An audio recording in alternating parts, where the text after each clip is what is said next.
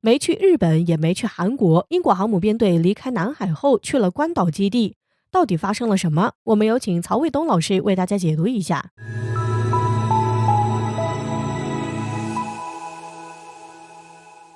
网友朋友大家好，我是曹卫东。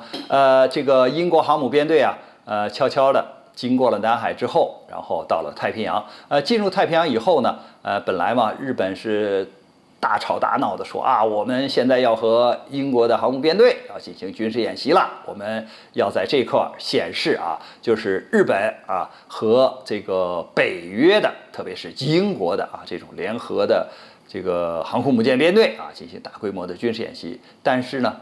现在英国的航母呢却到了美国的关岛基地啊。为什么说这个英国的航母没有去韩国，也没有去日本，而是到了美国的关岛基地呢？因为首先啊，就是这个航母编队它并不是单纯的英国的舰艇组成，而是有很多的美国的装备、美国的人员，比如说你的这个防空用的啊，阿利伯克级导弹驱逐舰，这是源自美国的。你的这种隐身的战机 F-35B 啊，这个也有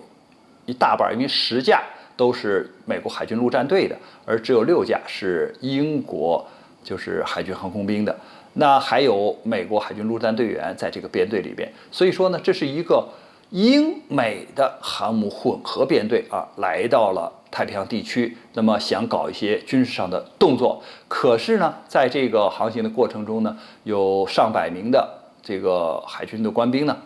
患了新冠病毒的肺炎。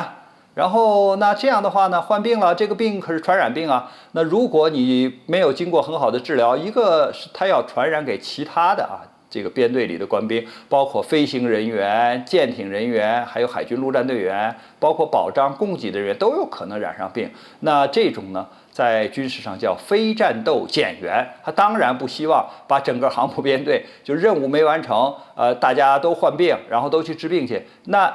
现在，那你不控制住这个疫情，那这个后边的这个任务很显然是很难完成或者无法完成的啊。所以我认为呢，他只好呢到美国的关岛基地，因为关岛基地嘛，他把这个舰靠上之后呢，起码人员啊可以下舰，或者是把这个患病的啊这些人员呢，把它就是放到这个地面上啊，这个到医院呐或者医务人员给他们就及时的隔离啊、治疗啊，不要使这个病情继续的扩大。因为你在舰上之后，它的舱室都是密封的，大家无论是吃饭呐，还是这个执勤呐，因为你不管哪个部门的，它都比如说在指挥室里，它有航海部门的，还有航空部门的，还有通信部门的，那都在一起。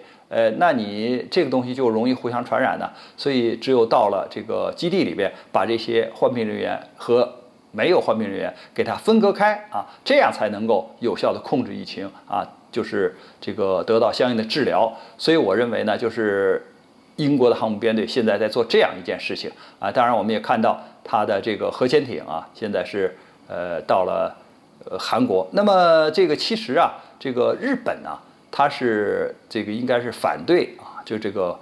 三无嘛，因为核武器不能拥有、不能制造、不能使用嘛。那你这个核潜艇像英国的啊，那你来了之后停到日本，可能这个日本的民众也要反对的呀。所以它是现在靠到了韩国，所以我们看到呢，就是英国的航母编队实际上呢，现在并没有能够按照预期啊，就是它的这个行程，比如说进行相关的这些访问活动，然后比如说官兵之间进行这种军体的比赛，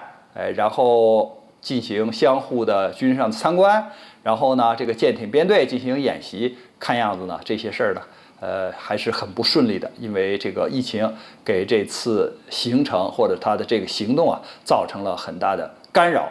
那么我们想，这个后续一步啊，如果它不很好的控制疫情，还在这块儿就是太平洋地区搞这些所谓的军事行动，搞这些所谓的演练的话呀，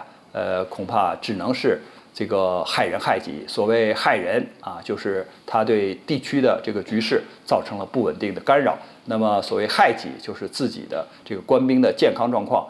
进一步的下降啊，自己的这些就是非战斗减员吧。它会进一步的上升。关于这个话题呢，我们今天就聊到这儿，感谢大家关注本栏目，我们下期节目再见。